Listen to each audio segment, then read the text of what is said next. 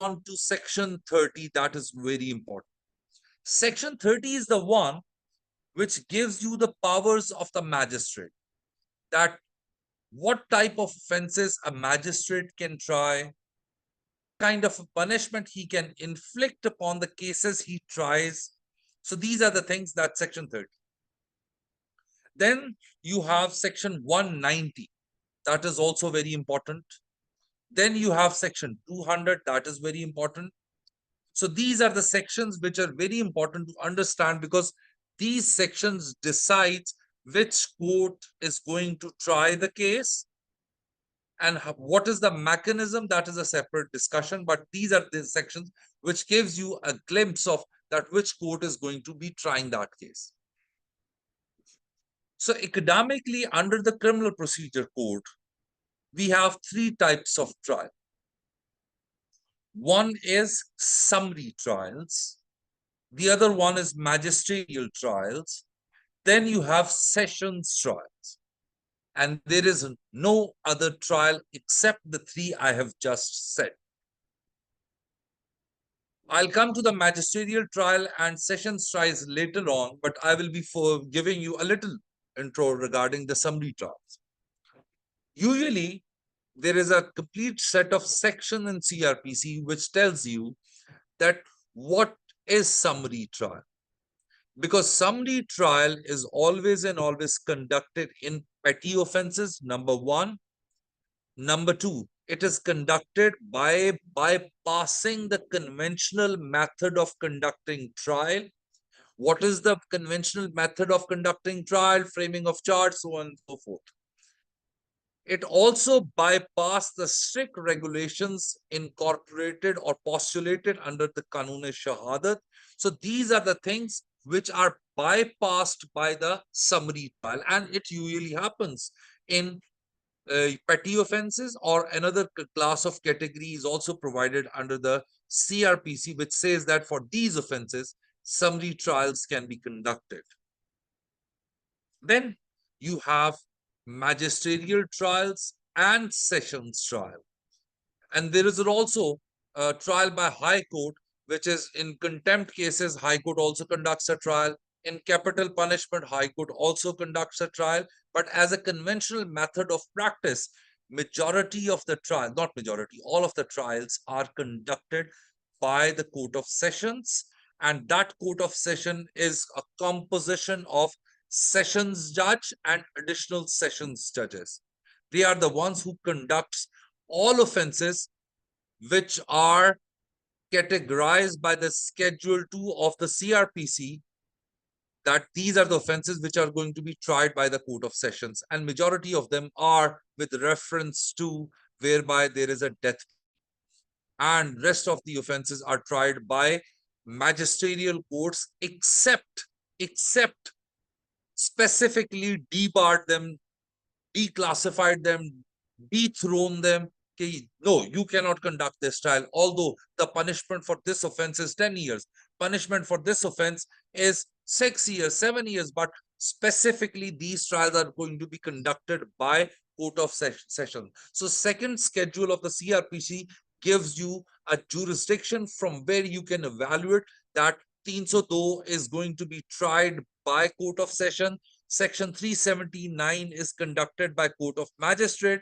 Section 406, breach of trust, is conducted by Court of Sessions. But what if that criminal breach of trust is chalked down under Section 409, because that is a criminal breach of trust conducted by the public servant? Then that trial will be conducted by the special court, and so on and so forth. That's how the mechanics and the science of a trial works. When you talk about a trial, accumulatively looking at the CRPC, section 240 onwards, going on till 49, section 265 onwards, going back to till 265 N and J. So these are the cumulative section, but how it works. When the challan, and challan, remember, is a word not of CRPC. The word used in CRPC is a report under section 173. Once the report under section 173 be that may it's a magisterial trial or a court of sessions trial, is submitted before the prosecution branch, district public prosecutor branch. यहाँ पे एक और law, when it comes to trial, always remember to understand the science and mechanics of this prosecution office, you need to consult the Prosecution Act of 2006. In Islamabad, they have their different one, but for rest of the Punjab, it's Prosecution Act Service Act 2006. That is the one. And in particular, when you're talking about Punjab Prosecution Act, Section 9, Section 10, these are the very important sections, or kind of give you a power that what prosecutor does with that report. So once the report under section 173 is submitted to the prosecution office, what they do is they evaluate. I conduct majority of the trainings of United Nations Office of Drug and Crime, which is with reference to police prosecution cooperation trainings. Because inherently, if you look at the legislation of prosecution, legislation of police officials and stuff like that, police thinks that they are one step above the prosecutors. Prosecutors thinks they are supra to the police authorities. Trainings we conduct is we tell them, the prosecution branch, the police officials, that it is. Can you just give me 1 minute, please? Just 1 minute. 1 minute.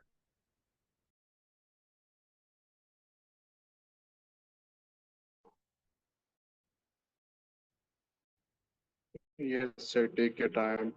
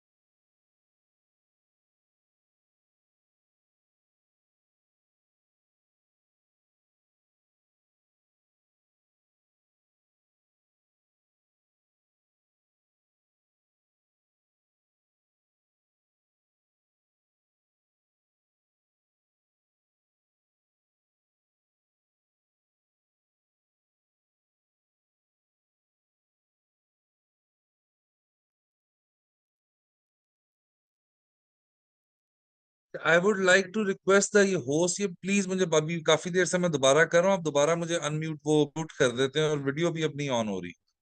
इसको kindly या तो मुझे administrator बना दे, मैं अपने आप को खुद ही कर लूंगा क्योंकि ये दोबारा हो गया, नहीं हो रहा। I can't on the video, switch on the video.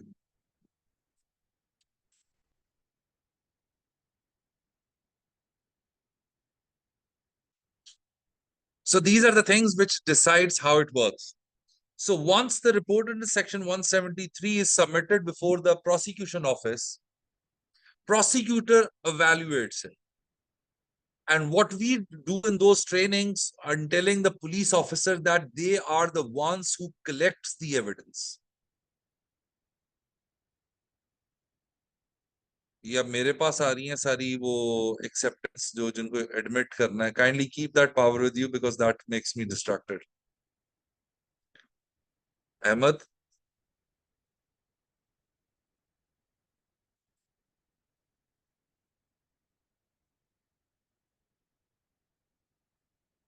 so the prosecutor is the one who presents the evidence. So collection of evidence is a domain of a police and the prosecutor's domain is, Ahmed, please do that beta, ये मेरे सामने आ रही हैं सारी वो, it's making me distracted.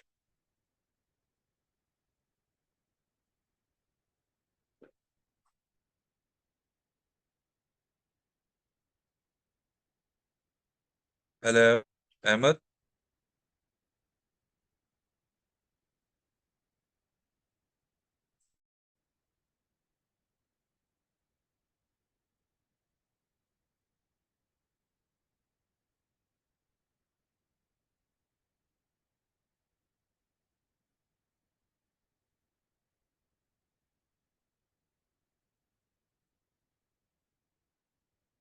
मैं कैसे host बना दूं? I don't know how to operate it.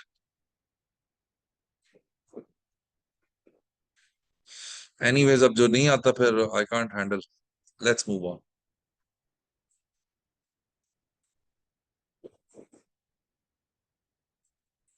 Ali Arsalan कह रहे हैं आप होस्ट हैं।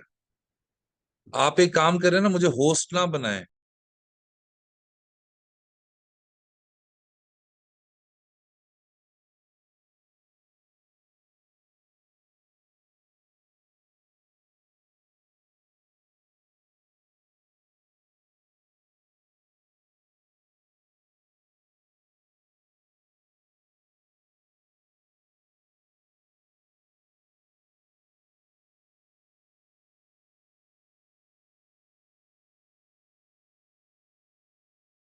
दोबारा मेरा म्यूट हो गया हुआ है।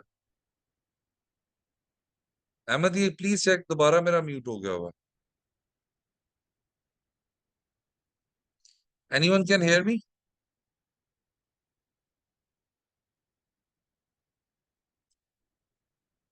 Okay, okay, okay. I'll carry on. So the prosecutor is the one who presents the evidence in a court of law. So have they both, the police and the prosecutor, have to work in liaison with each other. So what prosecutor does when 173 reports comes in front of him, that he evaluates that is there any problem or objection. He thinks that a document which should have been a part of these 173 report and police has not made part of that 173 report. So these are the procedure which he applies when he sees that report. Once that report is through, then that challan is sent to the court of competent jurisdiction for a trial. So if the offense is triable by court of magistrate, then the challan is going to be sent to the magistrate. And if the offense is triable by court of sessions, then that file will be sent, report under section 173 shall be sent to the court of sessions. And court of sessions, when I say court of sessions, I mean this sessions judge of the respective district, and he will mark that cases according to the already decided distribution. That Lahore के अंदर Faisal town के cases Ali अंदर सुनेगा, Iqbal town के cases Ahmad सुनेगा, model town के cases Aqib सुनेगा. That's how they have already a formula. Accordingly cases वहां पे चले जाते. Once the cases are gone there in a court of competent jurisdiction, notices are issued, and the first thing which happens is 265C, that is supply of documents. That before the framing of charge, copies are distributed to the accused party. And when I say the copies are distributed, I means all those documents which are attached with report under section 173. When you look at section 265C, you won't find any list of those documents mentioned in 265C. But as a matter of practice, all those documents which are attached with 173 report are given to the accused. And I have already in one of my videos given a detailed list of almost roughly around 20 से 30 के करीब documents, and depending upon the nature of the cases, जो के accused is entitled to have a free copy of those documents, because on the basis of those documents, court has to frame a charge. So once the copies are distributed, then the date is fixed for the framing of the charge. When I say framing of the charge, there is a set of sections in CRPC to understand the science of framing of charge. For instance, starting from 221 and goes till 238, 221 से 238 या 240 के करीब sections ये जाते हैं, जो कि charge के मैकेनिक्स को, साइंस को डील करते हैं कि चार्ज कैसे फ्रेम करना है, किस जुबान में फ्रेम करना है, किस लिहाज से फ्रेम करना है, किन चीजों को आपने देखना है, जिस चार्ज को आपने फ्रेम, जो पुलिस ने चार्ज लगाया है, जो the what I say, that the charge which has been framed by the police in FIR in report under section 173, whether the judge thinks feasible to record to frame the same charge or not, or he has to put another charge on the accused person. So these are the things which are dealt in section 221 till 240, and it's been decided over there. So framing of charge, I tell you one thing.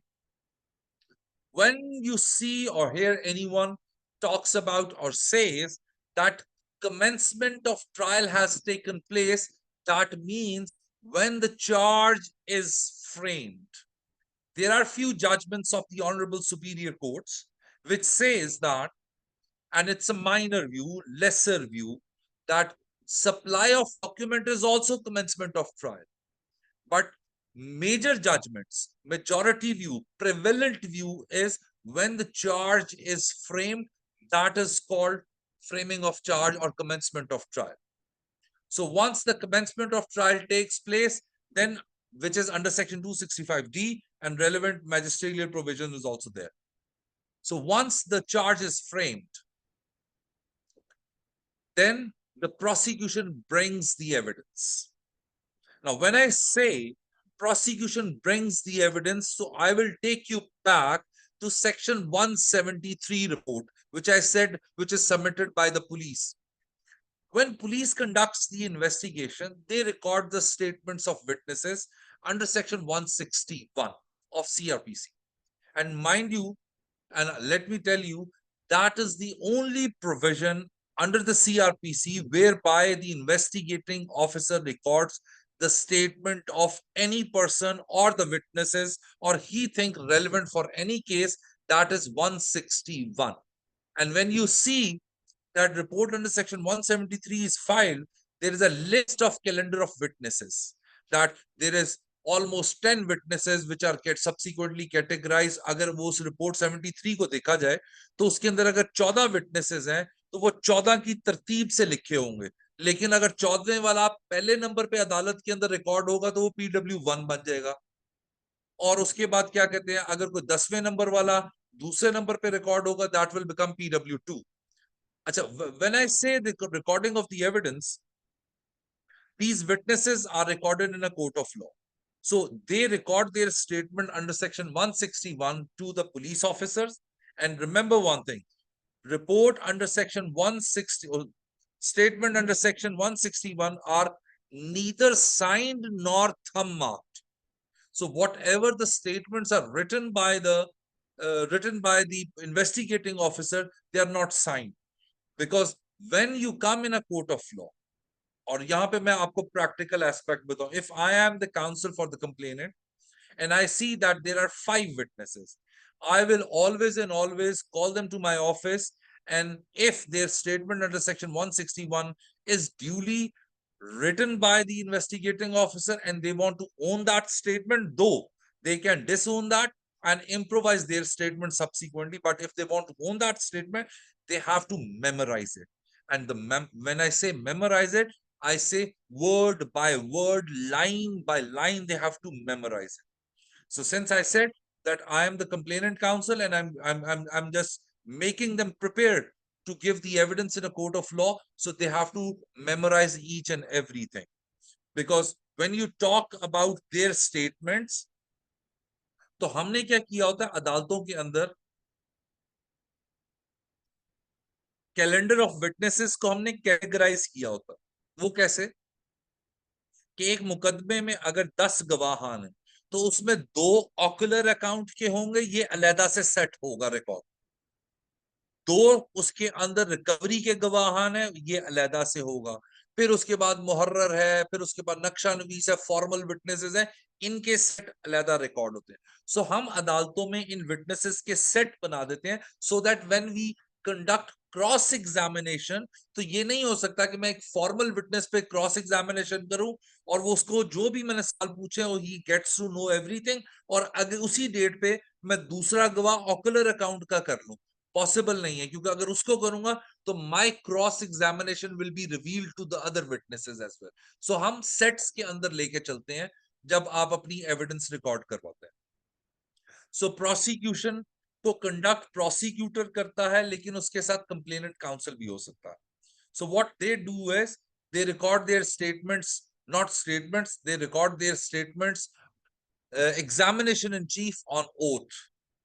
और when it comes to oath, तो आपने section 5 of the oath act को याद रखना है, क्योंकि section 5 command करता है कि अदालतों के अंदर ओथ आपने लेनी किस तरह है। मैं अल्लाह ताला को हाजिर नाजिर जान के कहता हूँ, जो कुछ कहूंगा सच के सिवा कुछ नहीं कहूंगा। अगर मैं कोई गलत बयानी करूं या झूठ बोलूं तो अल्लाह ताला मुझसे नाराज हो। इससे पहले स्टेटमेंट लिखी जाती थी अल्लाह ताला का कहर मेरे पे नाजिल हो। तो फिर देयर कम्स द जजमेंट्स, जिसके अंदर इनको खत्म कर दिया गया। तो अब जो है कि अल्लाह ताला मेरे से नाराज हो। ये आप ओथ लेते हैं गवाहों से और वो अपना एग्जामिनेशन चीफ क्रॉस रिकॉर्ड कर देते हैं। Then comes the role of a defense counsel. Once the examination chief is conducted, recorded, then the cross examination comes, and the defense counsel, defense attorney, capital defense attorney, accused counsel, accused attorney, barrister representing the accused does cross examination on those witnesses right over there in a court of law. Now, practical aspect ये कि sometimes examination chief record हो जाता है, cross examination अगली date पे चला जाता है, and so on and so fourth. But जो अच्छी प्रैक्टिस ये है कि जैसे ही एग्जामिनेशन चीफ रिकॉर्ड हो, क्रॉस एग्जामिनेशन उसको किया जाए। क्रॉस एग्जामिनेशन के बारे में एक बात याद रखिएगा, जिस तरह लॉ ऑफ एविडेंस की मैंने आपको इंपॉर्टेंस के बारे में बताया, when it comes to law of evidence of America, people study and read Wigmore. Wigmore के बारे में वो जो आपने फेमस स्टेटमेंट सुनी होगी कि cross examination is the best weapon ever invented in the field of law to elicit the truth out of a witness. That statement was given by the Wigmore. So Wigmore is the authority on law of evidence when it comes to Britain. Phipson, Bentham, these are the leading figures. And when you talk about subcontinent pre-partition, then there is the Ratan Lal, Dheeraj Lal, the authorities. And when it comes to Pakistan, there is, or as per my humble and very humble opinion, we unfortunately have only one commentator when it comes to Kanun-e-Shahadat or any other law per se, that is His Lordship, Mr. Justice Fazil Karim Saab. Because he who had actually commented upon Kanun-e-Shahadat, CRPC and PPC, so on and so forth. Rest of them are just the compilers. So cross-examination is being conducted. Now, what is cross-examination is very difficult to tell you in this just webinar. However, I categorize that every defense lawyer has a game theory. And the most common features of that game theory is discredit prosecution, which means prosecution case and witnesses, shatter the credibility of the witnesses, build your credibility, put your defense in suggestion. This is oversimplified science, mechanics, or feature of a cross-examination game theory. Although this game theory varies depending upon the nature of the case, because my line of argument in Qatl ka case is altogether different when it comes to rape ka case, criminal breach of trust ka case. So it varies, But however, majority of the time, not majority, in fact, all of the times, I am going to discredit prosecution story by asking the questions. Asking the questions, I'm saying it third time, asking the questions whether relevant or not relevant with the case. That there comes the concept of leading questions in as postulated in Kanun-e-Shahadat. Majority of you, if I ask you that what is leading question, so you will say that the questions jinka jawab sirf haan aur na mein diya jata hai. No, it's totally wrong. There is a detailed discussion, detailed exercise or technique about leading question, which is not the subject of today's session, so I will not go into that. So that's how I'm going to discredit the prosecution case. I am going to shatter the credibility of witnesses. I'm going to build my defense. I'm going to put my case, and also I will be building my credibility of asking those questions. So once I'm done with my cross-examination, then comes the stage of when I'm done with my cross-examination, judge will ask, Ali Haider, you being the defense attorney of Ahmed Yar, being the accused of this case, would you like to present some evidence? Now, there comes section 340, subsection 2, that accused has also right to present his defense evidence, produce his defense documentary evidence, produce his defense witnesses, and also can come to a witness box as a witness to that case. So if that happens, which majority of lawyers, and including myself, always and always don't take that path. And if we don't take that path, there is another science to that. That is Kanun-e-Shahadat's article 117 premised upon the famous Latin phrase, equi affirmat non equi negate incumbet probatio. He who asserts must prove it. He who denies need not to prove it, because my religion says, my law says, my common law says that I have presumption of innocence. I am the bloody favorite child of law. So whatever I'm going to, why should I be producing evidence? If somebody has put an allegation upon it, he will be the one who is responsible to produce evidence and prove that evidence against me to get a conviction. So why should I be? So once that person takes the charge that accused is producing evidence, accused is giving documentary evidence, accused is coming to a witness stand, that means he is taking the onus of evidentiary evidence. Now, again, this is another very detailed topic, which is again not the domain, so I will not go into that. So it's a detailed topic to discuss whether burden shift or ownership and so on and so forth. But having said that, we don't put our witnesses in a vulnerable, position in a witness box so that the J10Cs are going to be taking down these Rafales in the witness box. So I don't do that. I would prefer to take the charge of becoming a J10C to shoot down Rafales. So that's why we only shoot the prosecution evidence, prosecute witnesses, and don't put our evidence into that. And also, once that stage is done, there comes another section very important. That section 342. So whatever the evidence produced by the prosecution, whatever the evidence produced by the prosecution, that evidence has to be put in a questionnaire form to the accused person. सवालों की सूरत में तमाम की तमाम evidence मुल्जम को put की जाती है, जिसका रिटन जवाब देना होता है मुल्जम के वकील और मुल्जम ने, और उसमें सबसे इंपॉर्टेंट सवाल जो कि एक डिसाइडिंग फैक्टर होता है, जो कि एक बहुत इंपॉर्टेंट रोल प्ले करता है, वो होता है why this case against you का जवाब. That why not Ahmed Yar being implicated in this case, why Mia Ali Haider is implicated in this case, why you are roped into this case. And unfortunately, as a conventional practice, majority of the lawyers says that I am innocent and I have been falsely implicated in this case. That's no answer to that question. So answer to that question should be according to the evidence brought on the record, or what is your defense and everything. So that's how it operates. जिस तरह आपने देखा होगा, ये पाकिस्तान के अंदर conventional trial conduct होते हैं because we are adversary legal system. आपने जूरी ट्रायल्स के बारे में सुना होगा.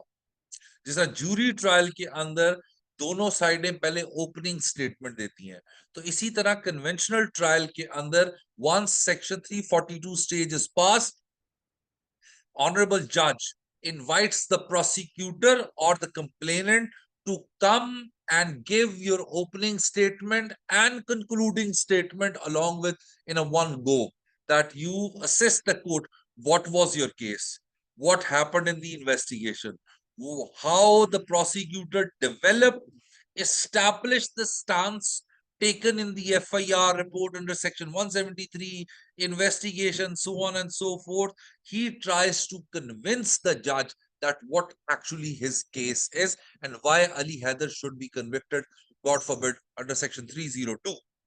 So once they are done, then what happens?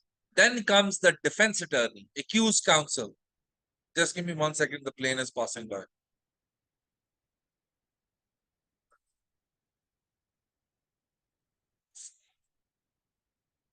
So once that is done, same thing is done by the accused counsel, defense counsel as well, that he points out, sir, that this was a case of ocular account, but when I did my cross-examination on ocular account, this case was not established. The witnesses seems to be, not credible. There were so many improvements that what they said to the police was a different version. What they said in a court of law is altogether different. There are material contradictions in the case, that this court should not be relying upon this kind of evidence whereby the witnesses are taking one stance in a police is a different way. So basically, you build your case by pinpointing all the relevant documents, evidence, that what contradiction, material improvements, what are the, things which are not said in a court of law, but said in the investigation and available in a report. So you pinpoint each and every document and you read the evidence to as per your understanding कि ये portion very favorable है, ये portion very favorable है. फिर PW13 की statement को 2 से मिला के पढ़ना, 1 की statement को 11 से मिला के पढ़ना. That's it. And finally you give your star points that why your person should be acquitted in this case, and the prosecutor says why this person should be convicted in this case. And afterwards, the role, the penalty section comes into the operation, that judge decides that whether he is going to convict the accused or acquit the accused. Conviction does not necessarily means that if somebody Ali Haider is going to be getting the death penalty, that is a conviction. Even if you get a punishment of 1 day, that is also even few seconds. Famous case of Yusuf Raza Gilani, that he was convicted by the Supreme Court of Pakistan for a couple of seconds till the rising of the court. So that is a conviction. So conviction is passed, and then or acquittal is passed. So that's how it operates, or this is what a basic structure of a criminal trial. Now, it took me 1 hour to explain. I need many hours to explain criminal trial. But anyways, I give you a basic structure. Now I am open to your question. Ask anything, whatever you want to ask. Anything about any a topic about criminal law, I don't mind.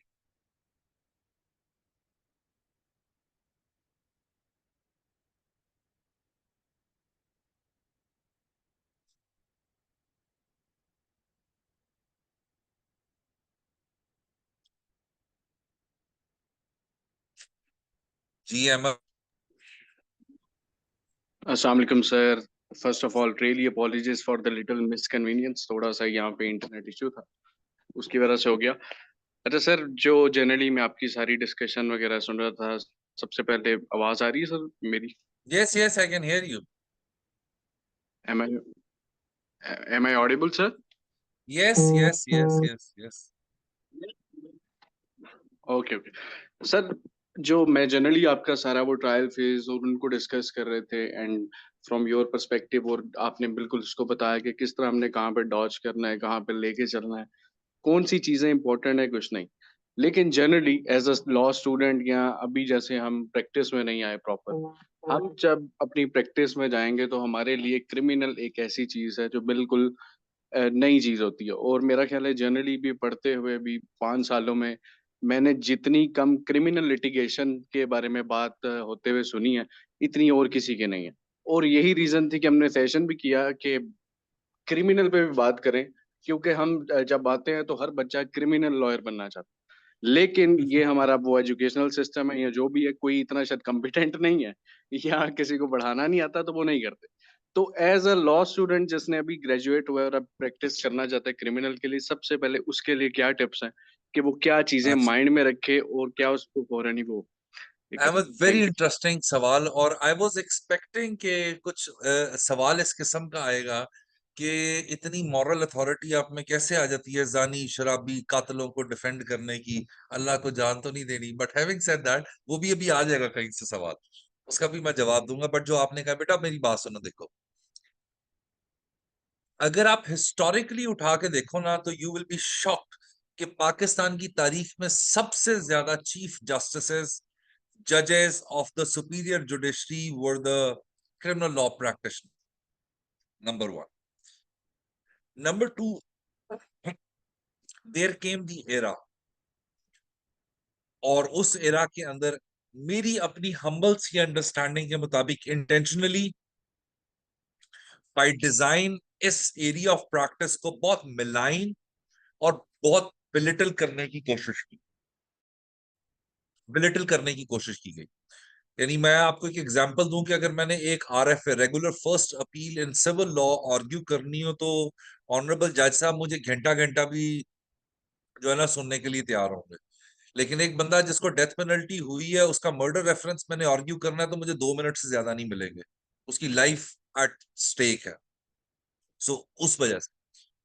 दूसरा, मैं आपको एक बात बताऊं कि मैं honestly I am a very introvert person, or I was never into social media or stuff like that. And credit goes to my prodigy Vishal Shakir, जो मुझे लेके आया इसके ऊपर।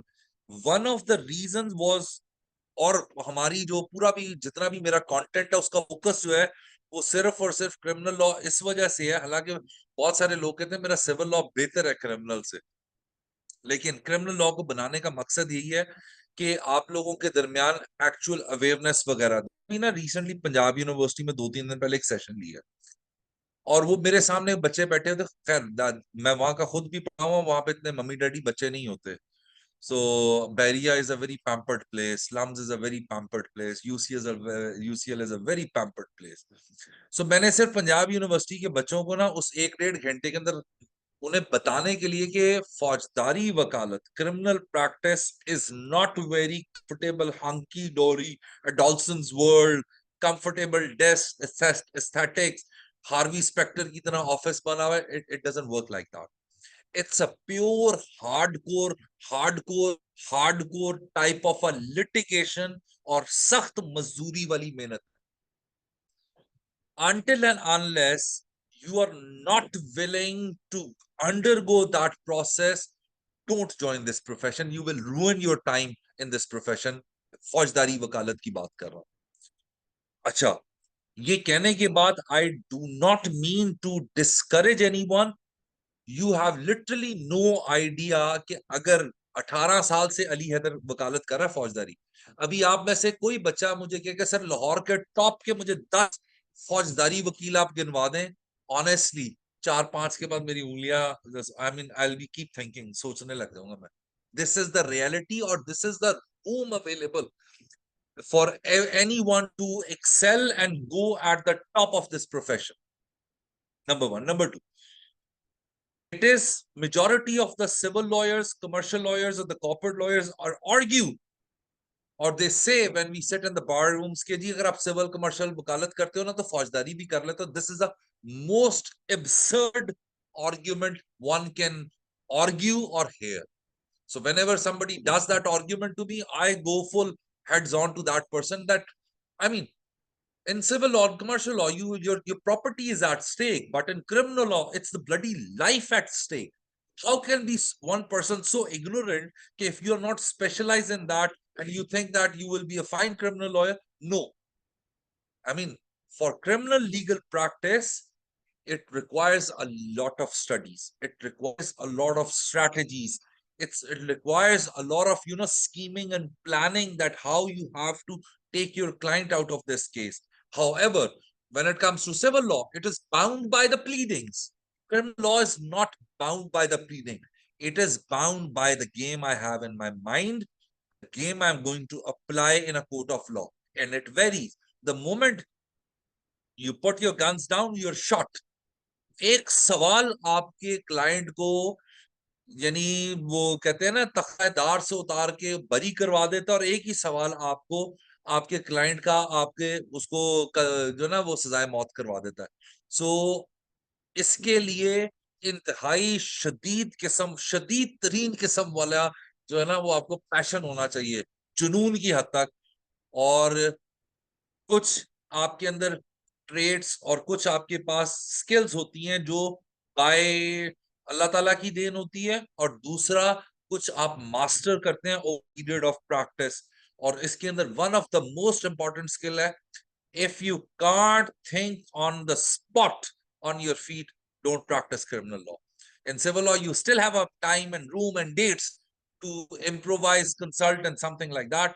But in criminal trials, it's now or never.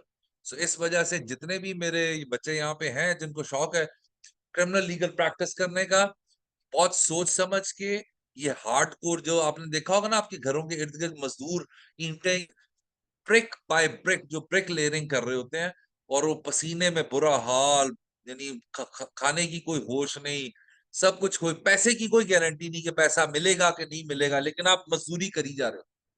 Criminal legal practice is like that, and once you undergo that process, trust me, it is so rewarding. It is so rewarding that one cannot even fathom how much rewarding it is.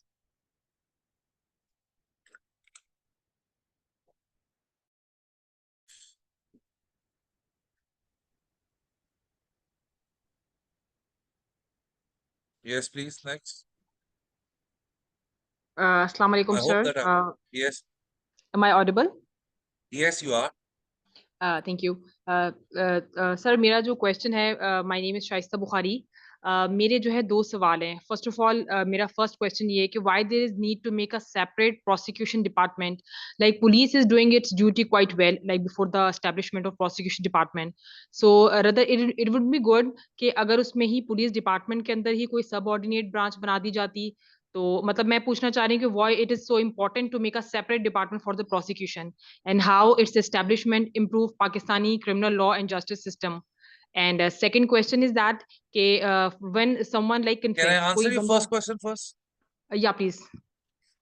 अच्छा, पहली बात तो ये है कि जो आपने बात की है ये ऐसा ही था before 2006.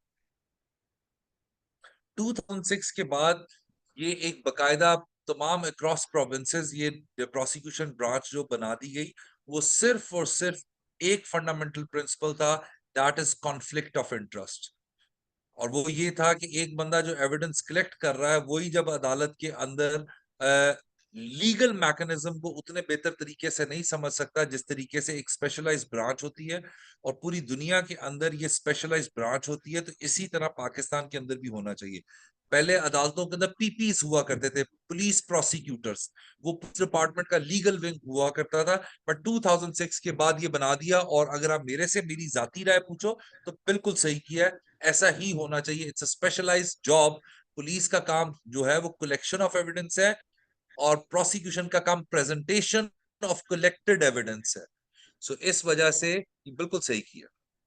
I hope I sir answered. मेरा सेकंड क्वेश्चन ये है कि अगर क्रिमिनल ट्रायल में हमने कुछ ट्रायल ऐसे देखे, जैसे जो है वो मोहम्मद आमिर जो बॉलर हैं, उनका जो ट्रायल ऐसा था, मतलब एक स्टेज पर आकर उनको जो है लॉयर ने बताया कि आप ठीक है जी कन्फेशन कर लें कि आपसे गलती हो गई है. मेरा सवाल ये है कि जैसे किसी भी क्रिमिनल ट्रायल के अंदर आप जो है वुकला मशवरा ये देते हैं कि आप जो है कर लें, ठीक है कन्फेस कर लें, आप इस चीज को मान लें और उसके बाद जो है आपकी सजा में कमी हो जाएगी.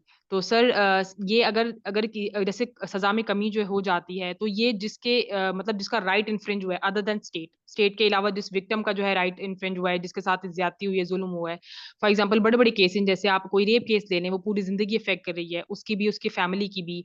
अगर आप कोई पोर्नोग्राफी का केस देख लें, कोई चाइल्ड अब्यूज से रिलेटेड कोई केस देख लें, तो सर इन ये जो विक्टिम्स होते हैं, इनकी पूरी जिंदगी जो है करती है। अगर एक बंदा कोई कन्फेशन कर लेता है, वहां जाके माफी मांग रहा है, तो सर ये अगर उसकी सजा कम हो जाती तो ये विक्टिम्स के साथ ज्यादती नहीं होती।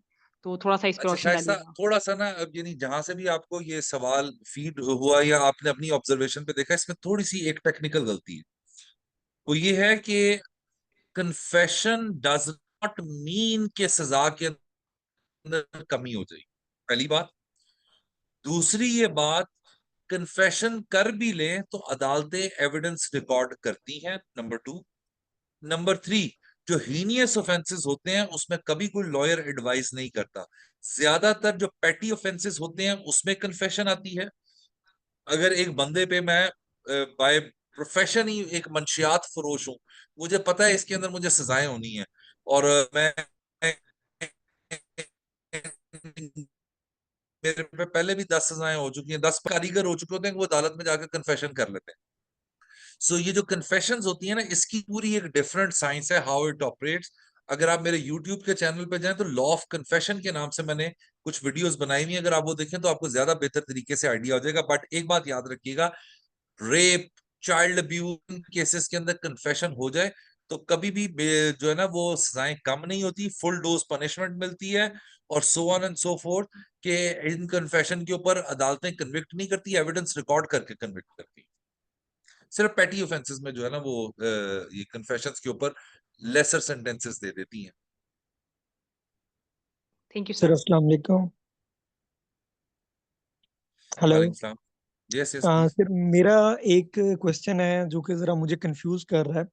हमने आर्टिकल 140 क्यूएसओ का पढ़ा और हमने आर्टिकल 155 गालबन रिफ्रेशिंग मेमोरी का है। Refreshing memory, yes. जी। तो इसको जब मैं पुलिस डायरी का 172 सीआरपीसी के साथ मिला के पढ़ता हूँ, तो ये एक कॉम्प्लेक्स चीज़ बन जाती है।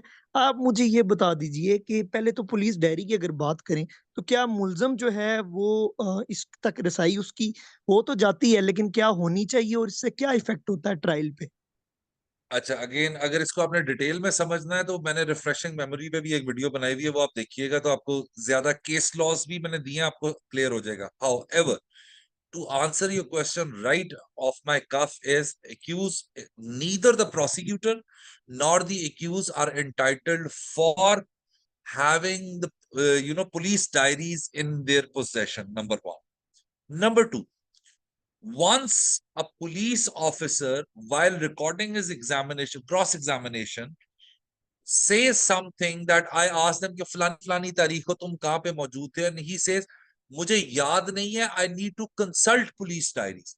Once he does that और पुलिस डायरी को कंसल्ट करेगा, तो उस वक्त that police diary becomes that portion, in fact that portion, not the complete police diary, that portion becomes available to the accused party. अब इसके ऊपर डाइवर्जेंट व्यूज है। इस्लामाबाद हाई कोर्ट कहती है नो, यहाँ पे आप वो उसको ना एक्यूज ले सकता है, ना उसको पढ़ सकता है, ना उस पर रिलाई कर सकता है। लाहौर की कुछ जजमेंट्स हैं जो कहती हैं कि उसको वो पढ़ भी सकता है, तो उतने पोर्शन को जिससे उसने मेमोरी रिफ्रेश की है। बलोचिस्तान का भी व्यू वही है जो इस्लामाबाद वाला व्यू है। सो मैंने प्रॉपर केस लॉस के साथ एक बड़ा डीप लेक्चर रिकॉर्ड किया हुआ है, वो देखिएगा, आपको और क्लैरिटी आ जाएगी। But as long as what I do is, once the investigating officer refreshes its memory, take benefit out of it. Assalamu alaikum, sir. जी तला। Sir, I have a question. As a defense counsel, you are fully aware that your client stands accused of taking a life. Given the gravity of the charges, how do you reconcile your professional duty with the moral weight of defending an alleged killer? And if I may ask on a personal level, what does your conscience or heart feel as you advocate on their behalf? Sorry, एक minute, जरा ये जहाज गुजरा है, ये आखिरी portion दोबारा बोलिएगा, एक minute. Sir, I said, if I may ask on a personal level, what does your conscience or heart feel as you advocate on their behalf. Conscious, okay. Umair अभी अपने आप को म्यूट ना करना आप। ठीक है सर। अब मैं आपसे सवाल करने लगा हूं और आपने मुझे उसका जवाब देना है। ठीक है सर। आपके पास एक बंदा आया है और वो किसी मस्जिद के अंदर इमाम मस्जिद था और वो कहता है जी मेरे पे ये एफआईआर हुई और इस एफआईआर के अंदर एलिगेशन मेरे पे ये है कि मैंने एक बच्चे के साथ सॉडमी कमिट करने के बाद उसकी पूरी बॉडी को चॉप करके फ्रीजर के अंदर लगा दिया है और अब उसकी बॉडी मिली है और उन्होंने मेरे पे एफआईआर करा दी है कि ये मैंने किया है।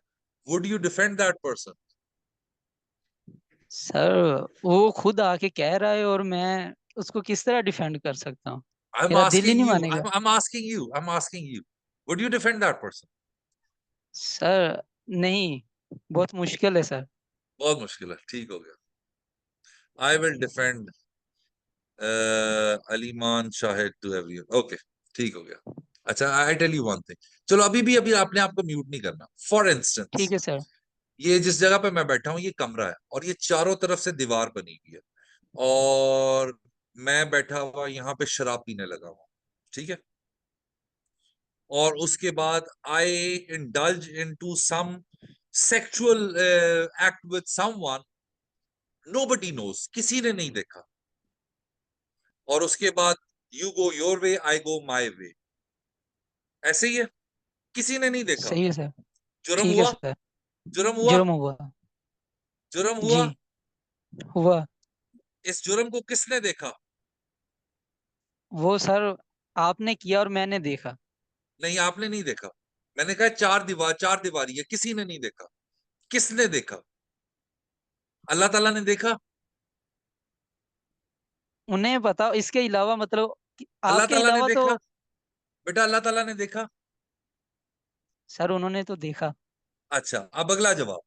क्यामत वाले दिन मुझे राइट ऑफ ऑडियंस अल्लाह ताला देगा कि नहीं देगा? देंगे सर। क्यों? अल्लाह ने तो देखा है, अल्लाह के इल्म में है सब कुछ, फिर मुझे राइट ऑफ ऑडियंस क्यों मिला?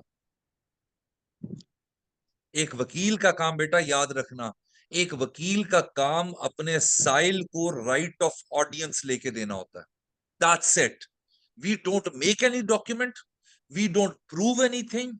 All we do in a court of law, from the claim of the complainant, from the claim of the victim, we try to disprove whatever the allegations are leveled against me from the documents, from the evidence produced by the complainant, from the improvements and disprovements made by that person. That's exactly what lawyer do. Trust me, तला 18 साल से मैं वकालत कर रहा हूं, कभी मेरे पास किसी ने आके ये नहीं कहा कि मैंने किया है। और इसकी एक और वजह भी आपको बता देता हूं। My father जी sir. was one of the longest serving judge in the history of Pakistan. और वो कहा करते थे कि बेटा हमारा जो पाकिस्तान का क्रिमिनल एडमिनिस्ट्रेशन ऑफ जस्टिस है, आप उसको मजहब के दायरे में अवेल्युएट और गेज करने की कोशिश करते हैं, जबकि हमारा जो क्रिमिनल एडमिनिस्ट्रेशन ऑफ जस्टिस है ये पेपर जस्टिस है, ये कागजों के ऊपर बेस करता है। और यहां जो कागजों ने कहना है उसके मुताबिक ही फैसला होना है। अब कागज जिसके हक में बोलेंगे उसके हक में फैसला होगा। That's what the law is all about. और एक लॉयर, और मैं आपको एक और मजे की बात बताऊं, एक कॉन्सेप्ट है जस्टिस मुनीर का, separating the grain from chaff, और एक लैटिन मैक्सिम है फॉल्सिस इन ऊनो फॉल्सिस इन ओमनीबास, false in one thing false in everything.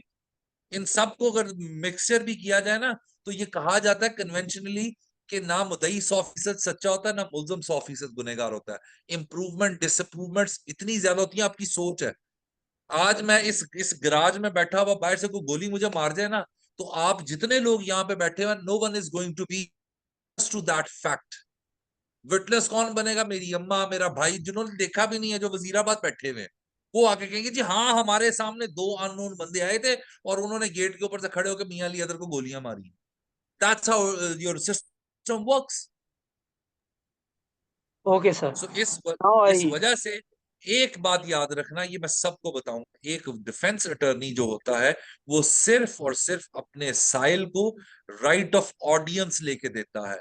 और जिस तरह अल्लाह ताला के नामों में से एक नाम है अल वकीलो, कि on the day of judgment you will be given an opportunity, right of audience to Allah Taala के बता तूने ये गलत काम क्यों किया, बता तूने उस दिन ये गुनहगार काम क्यों किया। So that's what we do. Thank you. Thank you, sir, very much, sir. Now I अस्सलाम वालेकुम सर। Yes please. सर मेरा क्वेश्चन था, आपने जैसे कहा कि मतलब एविडेंस और स्टेटमेंट रिकॉर्डिंग के दौरान कि इट इज नाइदर साइन और नॉट इम्प्रेशन, इस पर ज्यादा थोड़ा रोशनी डालेंगे प्लीज सर। अच्छा, 161 का स्टेटमेंट चूंकि पुलिस ने लिखा होता है, जी इसलिए वो साइन उसके सीआरपीसी के सेक्शन 161 के अंदर लिखा हुआ है कि इसको साइन नहीं करना और थंब मार्क नहीं करना, ताकि अदालत के अंदर जाके अगर गवाहान डेविएट करना चाहें उससे, तो उनके पास ये अपॉर्चुनिटी हो कि वो उसे डेविएट कर सके। इसलिए वो थंब मार्क और वो सिग्नेचर नहीं होता। एग्जामिनेशन इन चीफ जो होता है वो थंब मार्क और सिग्नेचर होता है, और वो ऑन ऑथ जी स्टेटमेंट होता है। Thank you so much sir, thank you so much. Assalamu alaikum, sir. So first of all, बस thank you very much for your precious time. Sir मेरा एक जनरल क्वेश्चन था criminal justice system पे कि sir जो 3 statutes या codes आपने mention किए, criminal procedure code, Pakistan penal code and कानून शहादत ऑर्डर, बेटा ये बेसिक्स हैं, इसके अलावा भी बहुत ज्यादा है, बट ये वो बेसिक्स है, बेसिक। सर एग्जैक्टली मेरा यही क्वेश्चन था कि are these 3 enough to know no no no no no no no no no. इसके साथ पुलिस ऑर्डर 2002 है, इसके साथ पुलिस रूल्स 1934 के हैं, इसके साथ हाईकोर्ट रूल्स एंड ऑर्डर्स हैं, इसके साथ कानून शहादत है, इसके साथ कॉन्स्टिट्यूशन के कुछ आर्टिकल्स हैं, इसके बाद इसके साथ और भी बहुत सारे स्टैट्यूट है, प्रोसिक्यूशन एक्ट है, फिर इसके बाद और भी बहुत सारे स्टैट्यूट हैं जो कि पैरेलल ऑपरेट हो रहे होते हैं। चूंकि ठीक हो टॉपिक गया ट्रायल सर। का था, तो ट्रायल के अंदर अगर आपको रेलेवेंसी नहीं पता, एडमिसिबिलिटी नहीं पता, तो वो आर्टिकल्स जो है ना, उसी वजह से मैंने कहा था कि ये 3 जो इंपॉर्टेंट स्टैट्यूट्स है। Right sir, thank you very much sir, thank you. Thank you.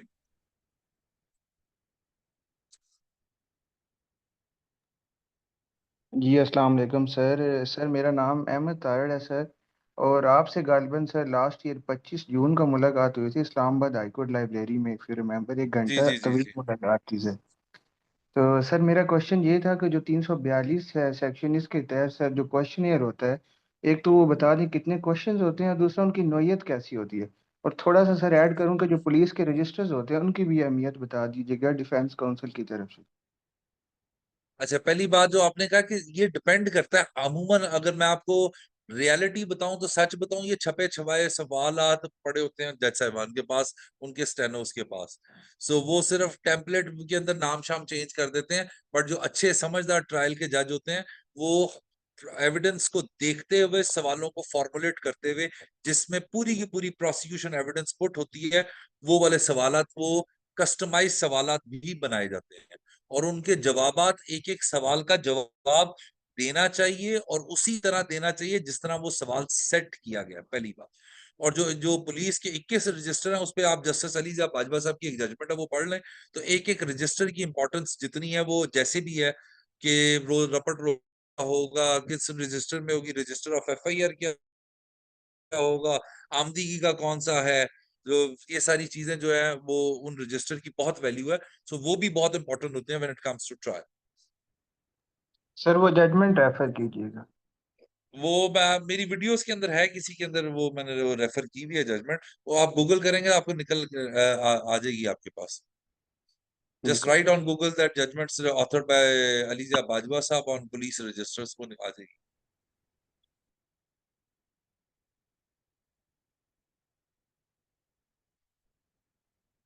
बस यही 4 लोग हैं और कोई नहीं है। Assalamu alaikum, sir. This ji is Advocate Ahmed Asif. Sir, I have a few multiple questions, practice related, तो अगर आप one by one आंसर पूछे कर दें। पूछे पूछे, ask anything. Sir first question मेरा ये है कि सर जो किसी भी एलेज अक्रंस का जो मेन विक्टिम है, for instance as we saw in the Usman Mirza case, अगर वो ही हॉस्टाइल हो जाए, क्या, और दोबारा बोलो बेटा, दोबारा सर बोलो। जो विक्टिम होता है किसी भी अक्रंस का, जो मेन विक्टिम है, जिस तरह उस्मान मिर्जा केस अगर आपको याद हो, बड़ा हाई प्रोफाइल केस था, उसमें भी जो यस यस विक्टिम्स थे वही हॉस्टाइल हो गए थे ना, लेकिन जो अदरवाइज एविडेंस था वो करैबोरेट कर सके, इंसिडेंट तो बहरहाल हुआ, इसमें वीडियो एविडेंस भी था। तो इस सिनेरियो में कि जब मेन विक्टिम ही हॉस्टाइल हो जाए तो फिर क्या स्ट्रेटजी होगी? उस सिनेरियो में भी बताएं कि जिसमें हमारे पास अदर एविडेंस हो, जैसा सीसीटीवी फुटेज या वीडियो एविडेंस, और उस सिनेरियो में भी जहाँ पे सिर्फ टेस्टिमनीज हैं, कोई अदरवाइज डायरेक्ट एविडेंस नहीं है, फिर क्या स्ट्रेटजी होगी हमारी?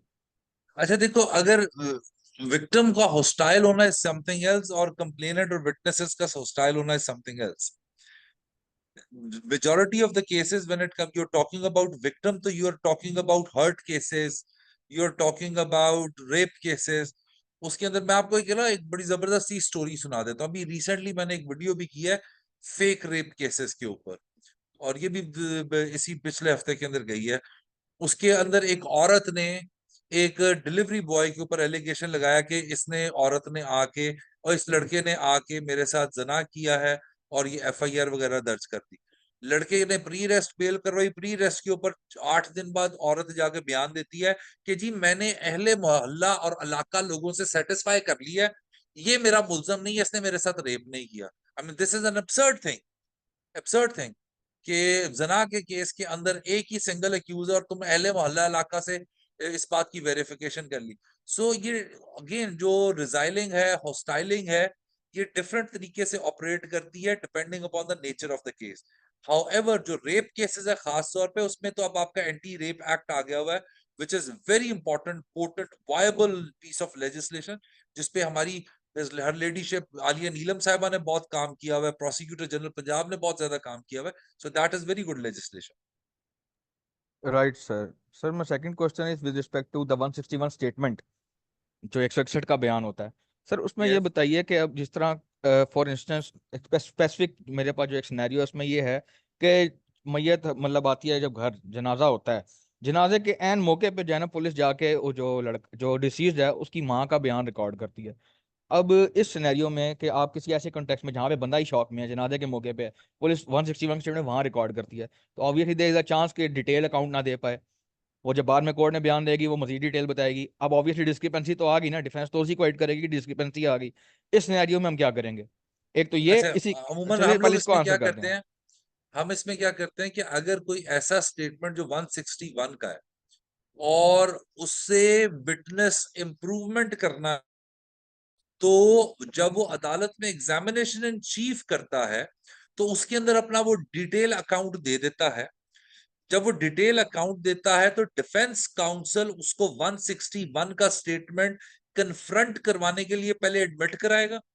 एडमिट कराने के बाद जब वो कन्फ्रंटेशन में आएगा तो हम गवाह को वहां पे तैयार कर देते हैं कि तुमने कह देना मैंने तो कहा था जी, पुलिस ने लिखा नहीं। So that's how we cover it. एक तरीका ये होता है। दूसरा तरीका ये होता है कि जहां पे हमें आज एक तफ्तीशी ने कोई उसके अंदर हैंकी पैंकी मारी हुई है, कोई प्रॉपर अकाउंट नहीं लिखा हुआ, तो हम इस्तगासा भी ले आते हैं कंप्लेनेंट की तरफ से। ठीक है, बट सर पर से अगर किसी ऐसे केस में कोई ऐसी माइनर इशू है तो ये तो नहीं है ना कि कन्विक्शन का चांस ही नहीं है, क्योंकि ये नहीं नहीं नहीं डिस्क्रिपेंसी तो नहीं, नॉट नॉर्मल एट है। All. Conviction doesn't operate that way. Material contradictions होनी चाहिए। अच्छा सर, इसी से रिलेटेड एक क्वेश्चन है। अब आपके 3-4 गवाह हैं मौके के, जिसको हम स्टार विटनेस भी कहते हैं, तो सर अब अगर उनकी जो बयानात है उनमें माइनर डिस्क्रिपेंसीज हैं, कोई कहता है 7:40 पे वो हुआ, कोई कहता है 7:35 पे हुआ, कोई कह रहा था रोशनी इतनी ज्यादा थी, कोई कहता है 2 लाइटें थी, कोई कहता है 1 लाइट थी। अब ये माइनर डिस्क्रिपेंसीज जो हैं स्टेटमेंट में मौजूद हों, लेकिन अदरवाइज अगर मिला के पढ़ा जाए तो वकूआ समझ आ रहा हुआ है, उस केस में हम क्या स्ट्रेटेजी रखेंगे? क्योंकि अगेन डिफेंस ने तो हिट करना है ना, वो उसने कॉन्ट्रडिक्शंस निकालनी है। एज ए कंप्लेनेंट साइड में पूछूं, डिफेंस का तो बड़ा काम आसान होता है, कंप्लेनेंट साइड से बताएं आप कैसे फिर हाँ, उन यू राइट। डिस्क्रिपेंसीज को आप डिफेंड करेंगे? प्रोसिक्यूशन और कंप्लेनेंट साइड होल्ड करना बहुत मुश्किल काम, बहुत हाँ मुश्किल काम है, जी क्योंकि सर। उसमें आपके गवाहों पर डक शूटिंग हो रही होती है, वो बतख बन के बैठे होते हैं और दूसरे ठा ठा सवाल मार रहे होते हैं। You right. इसके अंदर सबसे इंपॉर्टेंट चीज होती है कि आपने जो, मैं आपको एक एग्जांपल देता हूँ। हमारा जो क्रिमिनल एडमिनिस्ट्रेशन ऑफ जस्टिस है ना, ये रिवॉल्व अराउंड करता है। एक मिनट, जहाज गुजरा प्लीज।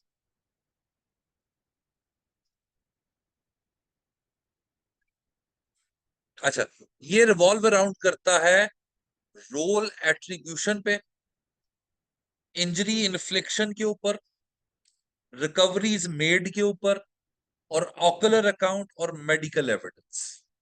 कि 5-10 मिनट जो माइनर डिस्क्रिपेंसीज हैं, they are not material, they are not material unless and until जो मेजर ऑकुलर अकाउंट के अंदर इंजरीज के अंदर कोई प्रॉब्लम आ जाए, रोल एट्रीब्यूशन में कोई प्रॉब्लम आ जाए, तो उसके ऊपर फिर प्रोसिक्यूशन के लिए बचना मुश्किल होता है।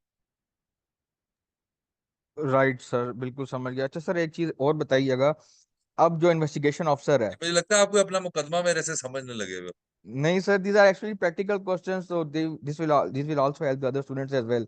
Besides, yes yes yes I'm also a big fan of you. मैं आपकी बाकी वीडियोस भी देखता हूँ, लेकिन ये वो क्वेश्चन है जिनका आंसर मैं आप ही से सुनना चाहूंगा, क्योंकि आप बड़े डिटेल में हमें गाइड कर देते हैं, बार बार यस मौका नहीं मिलता। सर पूछो एक और पूछो ये पूछो। था, I owe that much to Bahria university, क्योंकि बेचारे को मैंने बहुत लटकाया। Thank you sir. सर ये था कि अगर इन्वेस्टिगेशन ऑफिसर का एटीट्यूड जो है वो हॉस्टाइल हो जाए, मतलब वो फेवर कर रहा है किसी एक साइड को, आपका एविडेंस कौन? बड़ा स्ट्रांग है, आईओ आईओ इन्वेस्टिगेशन ऑफिसर, क्योंकि वो ओके मेन मेन जो है उसका किरदार होता है ना, आपने अगर यस वही yes star yes witness yes है। यस अब यस यस इन्वेस्टिगेशन ऑफिसर अगर आप देख रहे हैं उसका एटीट्यूड ठीक नहीं है किसी केस के अंदर, उसमें फिर क्या स्ट्रेटेजी आप अडॉप्ट करेंगे? Police order 2002 chapter 18 to precise change of investigation. ठीक है सर, अगर आप रिकॉर्ड पे वो एप्लीकेशन भी लाते हैं, अगर आपने वो भी किया, चेंज नहीं हुआ, ट्रायल चल पड़ा, ट्रायल अब हाँ, एंडिंग स्टेज पे मेजोरिटी है। ऑफ द टाइम्स नहीं होता until unless you manage or you pull some strings। हम्म इस पे हमारी सुप्रीम कोर्ट तक जजमेंट्स क्लियर हैं कि जजेस can not interfere into investigation. However, if still that persists, bring your private complaint, bring those things on record, because that IO is not going to be putting those applications on record। Bring your private complaint। इस्तिगासा इसीलिए एक alternate remedy आपको available। Right sir. Sir one last question sir, common object explain कर दीजिए, कि इस पे मैंने judgement एक दो देखी थी सुप्रीम कोर्ट भी, उसमें वेरिंग व्यू था कि लाइक कॉमन ऑब्जेक्ट और कॉमन इंटेंशन को हम कैसे देखेंगे, मतलब अगर एक कोई अक्रंस होती है, स्पर ऑफ द मोमेंट में कत्ल हो जाता है। उसका सिंपल इलाज आपको देता हूं, दोनों की इलस्ट्रेशंस पढ़ लो, आपको क्लियर हो जाएगा। अभी दोनों पढ़ो, आपको क्लियर हो जाएगा। इंटेंशन का सेम होना इज डिफरेंट और ऑब्जेक्ट का डिफरेंट होना इज डिफरेंट। वो मैं समझ गया सर। बट अगर एफआईआर में 34 भी है और कॉमन ऑब्जेक्ट भी है, तो कन्विक्शन अवॉर्ड करते हुए क्या जज ने तीनों को अच्छा, ये सेपरेटली दोनों डील करना है? वाइकेरियस लाइबिलिटी ऑफेंसेस हैं। अनटिल अनलेस हमारे यहाँ जो नॉर्मल प्रैक्टिस में आपको बता दूं, अगर दोनों काम आपके हैं, चाहे कॉमन इंटेंशन है कॉमन, लेकिन कोई ओवर्ट एक्ट नहीं है, तो मेजोरिटी ऑफ द टाइम्स जजेस let go of that kind of a person. Right sir, overt thank act you sir. लाजमी एट्रीब्यूशन होनी चाहिए। Got it sir, thank you. Thank you. Sir मेरा एक सवाल है। कि बाकी की तरह ये मोहम्मद अली और ये बार बार आ रहे हैं दोबारा। जी अली साहब पूछे। सर मेरा एक सवाल है कि मुझे ये बता दें, मुझे ये लगता है कि एक वकील को जिस तरह तफ्तीशी सोचता है उस तरह सोचना चाहिए। आप इस बारे में क्या कहते हैं?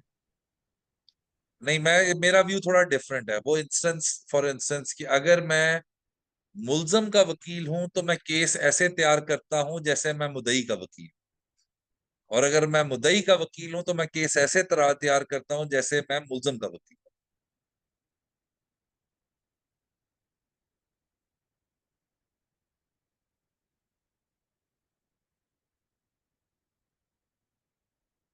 आई hope that I have answered your question.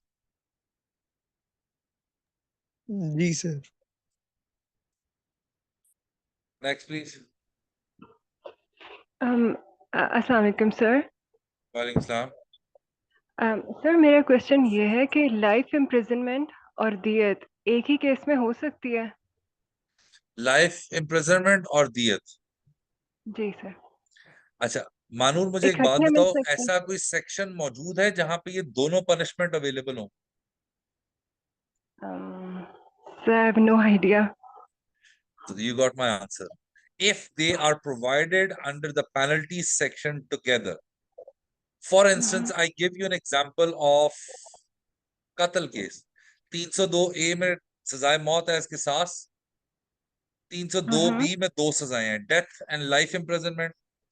302C के अंदर आपके पास जो है वो 25 साल सजा है। However, if it is proved,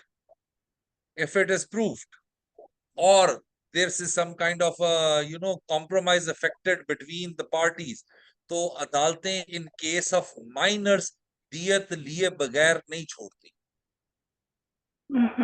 जो कि मेरे मुताबिक गलत है, ऐसे नहीं होना चाहिए। जब जिस ऑफेंस की सजा है उसके लिए अंदर दियत अवार्ड नहीं है, लेकिन वो अगर माइनर हो तो दियत दिए बगैर नहीं छोड़ते अगर कंपाउंड हो गया ऑफेंस। सर लेकिन अगर कॉम्प्रोमाइज ना हुआ हो तो फिर क्या अदालतें ये अगेन दोनों मानूद, चीजें इकट्ठी सवाल का देख जवाब सकती हैं? वही है कि अगर कोई ऐसा सेक्शन है जिसके अंदर इम्प्रिजनमेंट और दियत दोनों साथ हैं, मेरे ख्याल से जो 322 और 20 के दरमियान जो सेक्शन है ना, उसमें एक की सजा दियत है, दूसरे की इम्प्रिजनमेंट है, नहीं वहां पे भी नहीं है। सो ये आपको देखना पड़ेगा off the cuff. I don't remember any section जहां पे दियत और इम्प्रिजनमेंट दोनों साथ हो। आई थिंक हर्ट के चैप्टर के अंदर भी वह अर्श और दमन है जिसकी इवैल्यूएशन दियत से होती है, वहां पे भी दियत नहीं है कहीं पे। I don't remember any offence off the कफ।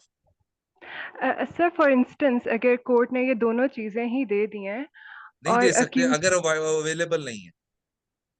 अच्छा सर सर बिकॉज मुझसे ये किसी ने पूछा था और मैं यही सर्च कर रही हूँ और मुझे नहीं समझ आ रहा कि किस तरह से करूँ, तो जब मैंने आपको देखा तो मैंने कहा ये बेस्ट अपॉर्चुनिटी है मेरे लिए।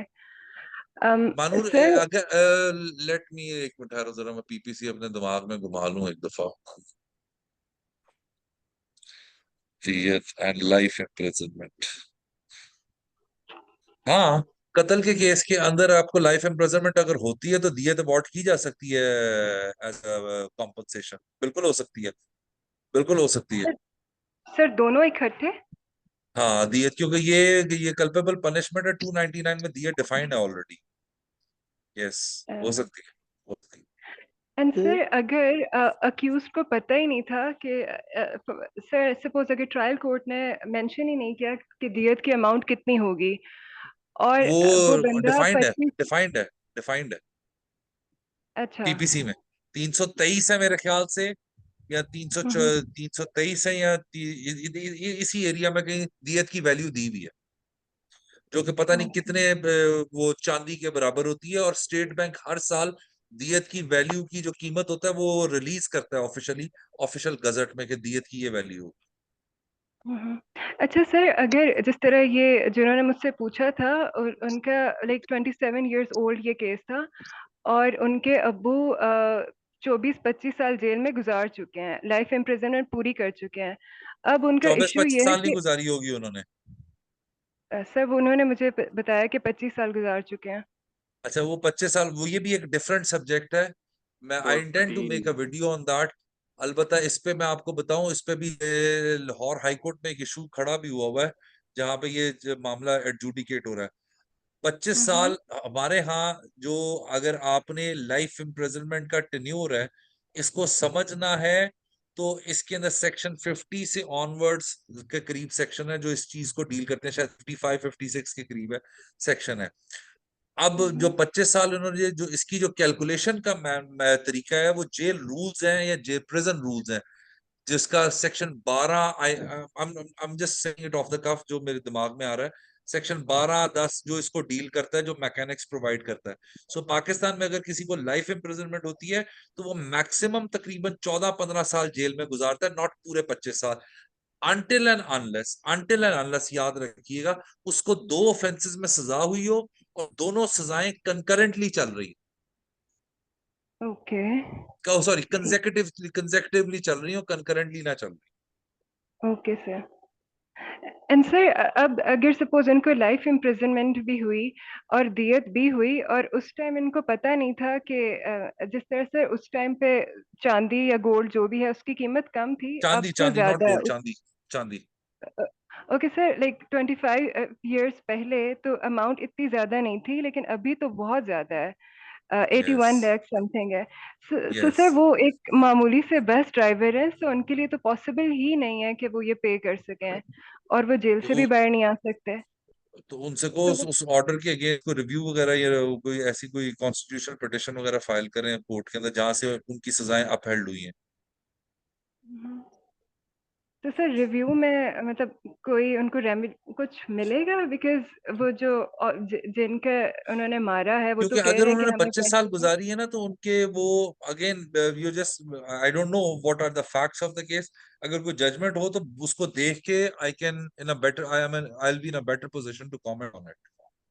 But okay since you're just shooting the facts, so because I don't know what was the scenario of that judgment. कि जिसमें उनको ये 2 सजाएं इकट्ठी हो गई और अब क्या है और ये वो सारा कुछ।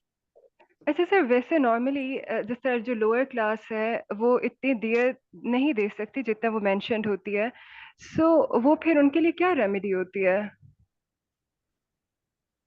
किस चीज के बारे में? सर मतलब दियत तो उनके लिए पॉसिबल ही नहीं होता, उनके पास इतने हमारे एसेट। यहाँ दियत, देखो मैं आपको बताता हूँ, दियत हमेशा वहां पे दी जाएगी जहां पे कोर्ट इन्फ्लिक्ट करेगी। अगर कोर्ट इन्फ्लिक्ट नहीं करेगी दियत फिर नहीं दी जा सकती। और नॉर्मली जो कन्वेंशनल प्रैक्टिस है उसके मुताबिक दियत हमेशा वहां पे दी जाती है जहां ऑफेंस कंपाउंड हो गया हो। Otherwise, courts are adamant to that fact by giving the infliction of imprisonment. Okay sir. और अगर ना हो तो एरियर्स ऑफ लैंड के थ्रू भी वो एक रिकवरी का मैकेनिज्म है, 544A में कॉम्पनसेशन वगैरह वो जो है वो भी एक और मैकेनिज्म है। Okay sir, thank you so much sir. Sir sir again फिर से अस्सलाम वालेकुम सर। मैं सेकंड सेमेस्टर लॉ का स्टूडेंट हूँ and I want to pursue a career in criminal law. तो sir what kinds of activities, internships और experiences should I be engaging in right now to build a strong foundation for becoming an effective criminal lawyer? बेटा मैं आपको एक छोटी सी story सुना देता हूँ तो वो ज्यादा बेहतर है। आई don't know that will work for you और not, whether you will apply it or not, whether any senior of you would advise it for or not. Story ये है कि I was never supposed to be a lawyer. I was supposed to be a doctor. In fact, I was in med school. तो जब मेरे वालिद साहब wanted me to come into this profession, तो जब वो मुझे इधर लाना चाह रहे थे तो उन्होंने, मैं गवर्नमेंट कॉलेज लाहौर में एडमिशन हो गया। तो very next day when I was about to go to government college Lahore, तो उन्होंने कहा किधर जा रहे हो? मैं कहा जी गवर्नमेंट कॉलेज। उन्होंने कहा मेडिकल के तुम स्टूडेंट हो तो don't you think you can't pass BA? मैं कहा ऑफ कोर्स आई कैन। तो देन उन्होंने क्या किया था कि लाहौर के टॉप के फौजदारी वकील हैं, उनके मुंशी का मुंशी मुझे बना दिया था। सो उनके मुंशी के मुंशी का मैं 2 साल मुंशी रहा, yet I scored very good in government college Lahore. फिर जब मैं लॉ कॉलेज में चला गया तो उन्होंने कहा कि लॉ तुम कर लोगे, शेर के बच्चे को शिकार करना नहीं सिखाया जाता है, यू आर माई सन। सो अब तुम्हारे थोड़ा सा मैं तुम्हें एलिवेट कर रहा हूँ, अब तुम उस मुंशी के साथ नहीं, अब उस लॉयर के साथ काम करोगे। फिर 3 साल मैंने उन लॉयर्स के साथ काम किया। So when I got my licence, unfortunately he was not there, he died. So but I was all prepared because I was practicing this law from last 5 years, looking at the lawyers, seeing best of the best in a court of law, going to the chamber, working with the actual advocates. So I would really advise you that if your university, you can manage your studies, please do join a firm, a good firm, जहां पे जाके आप सीख सको। सो और अगर कोई firm join नहीं करनी तो जैसे यूनिवर्सिटी से फारिग हो फौरन से पहले अदालत के अंदर दौड़ जाओ और जाके चुप करके बैठ के अदालत में देखो क्या हो रहा है। So that is the best method to learn, because एक लॉयर के पास एक किस्म की लिटिगेशन हो सकती है, लेकिन अदालत में मल्टीफेरियस चल रही होती है। जो उधर हो रहा है सिर्फ देखना नहीं है, उसके नोट्स बनाओ, क्वेरीज खड़ी करो, मुझ जैसे नालायकों से आके पूछ लो, किसी जानने वाले से पूछ लो, किताबों को खंगालो। These are the things. And one more suggestion, which I advise to majority of my associate, which I did not follow and regret a lot, and yet still I can't do it. That is networking. So एक बहुत famous जज भी रहे हुए हैं house of lords के अंदर, I don't want to misquote that person, but उन्होंने कहा था कि अगर आपने जो नेटवर्किंग है ना, 99.9% networking is lawyering. So 0.1% is sitting in the chamber preparing the cases. So अपनी networking को बहुत अच्छा करें इस प्रोफेशन में एक्सेल करने के लिए। Thank you sir. सर आपकी फर्म है, आपकी फर्म का नाम क्या है? It's on my father's name, Mian Muhammad Jahangir law associates. Sir आपका ऑफिस किधर है? लाहौर, इसलिए उधर आने की जरूरत नहीं है, इस्लामाबाद में बहुत अच्छे अच्छे लॉयर्स हैं, ज्वाइन ठीक है सर, बहुत शुक्रिया। अस्सलाम वालेकुम सर, मेरा एक और क्वेश्चन है प्लीज। Ji please. सर कत्ल खता में जो मिस्टेक ऑफ एक्ट और मिस्टेक ऑफ फैक्ट है, मतलब मिस्टेक ऑफ एक्ट फिर भी समझ में आ जाता है लेकिन मिस्टेक ऑफ फैक्ट नहीं समझ में आ रहा। इसका मतलब आपने उसकी इलस्ट्रेशन नहीं पढ़ी, ये पढ़ी है? सर पढ़ी थी, डियर वाला एग्जांपल भी पूरा एग्जैक्टली आपकी वीडियो वो वीडियो डियर दिखी वाला थी ही आपने अप्लाई करना है। सर, लेकिन फिर भी मिस्टेक ऑफ फैक्ट नहीं आ रहा समझ में, बहुत कोशिश कर रही हूँ। अच्छा आप एक काम कीजिएगा, जाके मेरी लॉ ऑफ कत्ल पे वीडियो वो देखिएगा, जी क्योंकि मैंने बहुत डिटेल से इस टॉपिक को वहां पे डील किया हुआ है। But mistake of fact means factually you think that that is deer, but factually that there is no deer, that's actual person, but you did not had the intention to kill that person. Your intention was to go for that hunting, और उसके अंदर किसी को चोट लग जाए या किसी की जान चली जाए, क्योंकि कत्ल है, इसमें जान जाना जरूरी है, लेकिन इंटेंशन का होना इसमें नहीं है। Your act is the one, so that is called कत्ल खता। जी जी, thank you so much sir. Sir आपकी वीडियोस यूट्यूब पे अवेलेबल हैं? Yes, all platforms. Detailed videos are at YouTube, and it's I won't call it as a Bible of criminal law, but I'm just a humble student of criminal law. So whatever I practice, I deal, I learn, I just put that on my YouTube. So उसमें advocacy भी है, topics भी हैं, subjects भी, it has everything. और और अगर sir ये आपका हमारे लिए तो बहुत concentration span नहीं है, then go to Instagram. Down वो 1.5 मिनट के शॉर्ट्स उन्हीं वीडियोस में से काटे हुए, अगर डिटेल लर्निंग है, that is available on YouTube. Okay. And sir आप 3-4 कोई बुक्स रिकमेंड कर दें जो आपको बहुत ज्यादा पसंद लिखें है? लिखें कोड ऑफ जी criminal procedure by justice Fazal Karim, code of criminal criminal procedure. Procedure by justice Fazal Karim, okay sir. The constitution के ऊपर देखनी है तो judicial review of public actions, judicial review of public, again justice Fazal Karim. Okay sir. और अगर आपको ज्यादा पढ़ने का शौक नहीं है तो इन दोनों किताबों की guide, change is the only constant, again by justice Fazal Karim. Change is the only change is the constant. Only constant. Sir repeat और कीजिएगा if इसकी। if if any of your friend is in Lum's law school, किसी से कह दें Lum's law school के अंदर के जो लॉ ऑफ एविडेंस का कोर्स पैक बनाया हुआ है फजल करीम वाला, वो आप मंगवा लें। That is the Bible of law of evidence, Bible. Okay sir, उन्होंने लॉ एक ऑफ एक एविडेंस। लॉ ऑफ एविडेंस का, लम्स के किसी बच्चे को कोई जानने वाला आपका हो तो उनका जो लम्स का लॉ ऑफ एविडेंस का कोर्स पैक जस्टिस फजल करीम साहब वाला बना हुआ है, वो 2 बुकलेट्स में इतना इतना बड़ा। सो वो आप वहां से ले सकते हैं। और उसके अंदर उन्होंने क्या किया, अगर उन्होंने कन्फेशन के बारे में कमेंट्री की हुई है तो उन्होंने English law, American law, Pakistani law और इंडियन लॉ, इन चारों के केस लॉस के साथ उस टॉपिक के ऊपर लिखा हुआ है। That is the best course pack one can have in it hands. अच्छा उसके थैंक यू अलावा सो मच। आपने बुक्स और देखनी है, बहुत सारी बुक्स मैंने अपनी इंस्टा में शुरू में मैं रिकमेंड करता था वीकली बुक्स, तो वो जब आप स्क्रॉल करेंगे you will find many books. फिर उसके बाद अगर आपने इंस्पिरेशन लेनी है तो नानी पालकी वाला ले लें, कोर्टरूम जीनियस, नानी पालकी वाला कोर्टरूम जीनियस। फिर आपने एक जज की मेंटेलिटी, मुकदमा पढ़ने के बाद, आर्ग्यूमेंट सुनने के बाद और फिर जजमेंट देने के बाद क्या मेंटेलिटी होती है, judging with passion by justice Asif Saeed Khan Khosa, best book, judging with passion. Judging with passion. Judging with passion, justice Asif Saeed Khan Khosa. और ऑफ द कफ बाकी इंग्लिश लॉ की बहुत सारी बुक्स हैं, वो आप लोग स्टूडेंट्स हो, they are quite expensive, so I am not recommending that. Sir लेकिन फिर एक दो सर कर लें।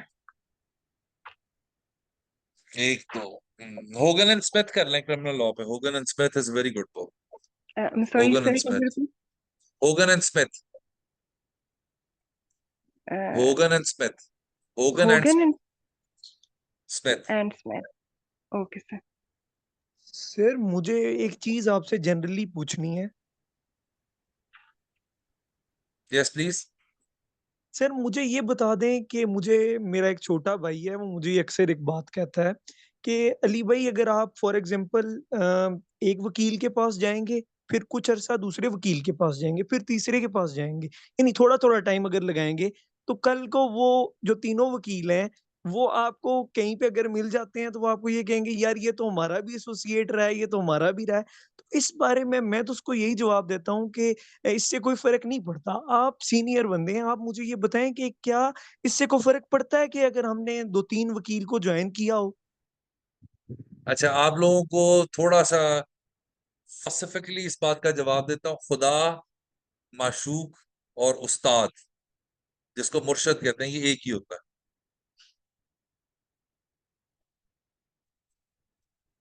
ये एक ही होता है, बहुत सारे नहीं होते। उस्ताद एक ही होता है। तो सर तो सर वो जो एक है वो हम कैसे तलाश करेंगे? वो एकदम से तो हमें नहीं मिलता। ये देखो ना, ये इंटरेस्टिंग सवाल है और वो उसका जवाब ये है कि हमेशा प्यासा कुएं के पास आता है, प्यासे के पास चल के नहीं आता।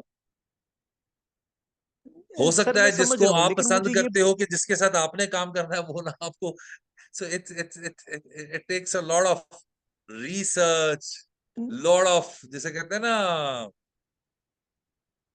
many factors which play a role, but आपकी जिंदगी में आपके उस्ताद का होना बहुत जरूरी है, और वो जिस तरह के, जैसे सर के, मुझे जब के, जो के, जिस तरह के, वो उसी तरह होना चाहिए।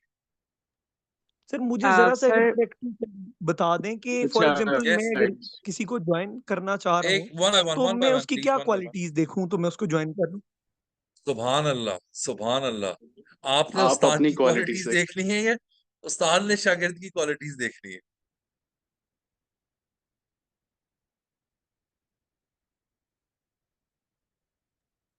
Yes please. तो सर सर फिर किस मैं बेस पे मैं चले यस, आइए next thank next you. Next किसी को सीनियर अपना चुनूँ? Next next next next next. अच्छा I think sir sir Shaista Bukhari. जी अहमद, जी अहमद। मैं कह रहा हूँ सर अब मेरा ख्याल है बहुत ज्यादा टाइम हो गया, आप भी थक गए होंगे, तो लेट्स वाइंड इट अप। तो इसके नो लिए sir one problem, no one thing problem, sir please, one thing sir. No problem, no problem. Yes sir yes. बस मैं my name is Shaista Bukhari sir. Sir मैं बस आपसे एक रिक्वेस्ट करना चाहूंगी सर। मैंने आपकी लीगल ड्राफ्टिंग, क्रिमिनल ड्राफ्टिंग के ऊपर वीडियो देखी थी सर, उसमें जो काफी सारे पॉइंट्स बता रहे थे। मैं आपसे एक हम्बल रिक्वेस्ट करना चाहूंगी कि सर अगर आप अपने कुछ बने हुए ड्राफ्ट्स या कोई रिटन स्टेटमेंट नेवर, या कुछ आगे सर अगर नेवर। शेयर कर दें सर, उससे मेरी पूरी सीखने का वीडियो मौका को मिलता है। देखने के बाद आपने उसको जीरो कर दिया। सर आपका खुद का लिखा हुआ अगर मिल जाए तो सर प्लीज एक बार देखने का मौका मिल जाएगा उसे। अपने ड्राफ्ट बनाओ, अपने ड्राफ्ट। सर अच्छी ड्राफ्टिंग के लिए सर ये की पॉइंट होता है कि आप पहले अच्छे ड्राफ्ट पढ़ेंगे तो अच्छे करने आएंगे, तो सर उसका इलाज है ना, उसका इलाज है कि पहले अपने ड्राफ्ट बनाओ, उसके बाद जो है ना फिर आप उन्हें देखो। जी Ahmad. Sir sir I my think last बस क्वेश्चन इसको इज वाइंड अप करते हैं, क्योंकि सवाल तो आपसे कभी भी नहीं इनके खत्म होंगे, क्योंकि you are favourite of everyone और इसमें कोई दो राय नहीं है। और सर वो जो आपने बात की थी ना, वो महबूब और मुर्शद वाली, तो सर मैं मेरे वालिद साहब खुद प्रोमिनेंट लॉयर है, ठीक है, लेकिन ये है कि जो होता है ना कि एक मुर्शद, मेरे लिए क्रिमिनल लॉयर भी सर बहुत देखे हैं, बहुत मिले हूं, लेकिन मेरे मुर्शद इंस्टा से ही आप बन गए। मतलब एक इंस्पिरेशन होती है ना क्रिमिनल लिटिगेशन की। तो thank you so thank much you for so your much. Videos, आप जो भी बेसिकली मैं आप। अहमद, आप तो हो, मुझे हाँ जी अमार भी एक बैरिया का आपका कोई पोजीशन होल्डर है बेचारा, वो भी मुझे काफी देर से कह बिल्कुल। रहा था। सो सर वो आई होप, मेरा क्लास फेलो है, मेरा बेस्ट फ्रेंड है। He is a very nice guy, very nice guy. वो बेचारा मुझे दिसंबर से मेरे पीछे पड़ा हुआ था, एंड आई, और मैं, ये मेरा वादा है उसके साथ कि सूनर देन लेटर जैसे ही मुझे मौका मिलेगा, I will come to your university complete day. So I will be all yours for that day. जो मर्जी पूछे, जो मर्जी ट्रेन करवाएं, because I owe that much to Bahria university, because वो बेचारा बहुत देर से लगा हुआ मेरे साथ। बिल्कुल सर, उसने बताया था कि उसने एजुकेशन के लिए बुलाया था, लेकिन सर अब ये है कि अमार और मैं सून एक महीने के अंदर अंदर ग्रेजुएट होने वाले हैं। लेकिन आप जब आएंगे इंशाल्लाह हम दोनों आएंगे और आपका सेशन भी लेंगे और आपसे थैंक यू, मिलेंगे भी थैंक और आपको लाहौर यू। भी मिलने आएंगे। तो thank and you most sir any आपका any time. Time, any time, any time. इंशाल्लाह सर, इंशाल्लाह। और thank you so much sir, जो आपने थैंक यू बुक्स जी। वगैरह रेकमेंड की, आपने टाइम दिया। आई थिंक बच्चों ने एंजॉय किया और आई थिंक आपकी वीडियोस कभी भी वो देख सकते हैं और उनके लिए अच्छी इसलिए क्योंकि सर और कोई इस लेवल की कोई नहीं बना रहा, तो वो इनकरेज हो कि आपने रुकना नहीं है एटलीस्ट जब तक हम सीख ना लें। तो thank you Yes. So much sir. Thank you. Thank you. Thank you. Fi aman Allah. फी अमान अल्लाह सर, ख्याल रखें, अल्लाह हाफिज। Thank you so much audience for joining, Allah Hafiz.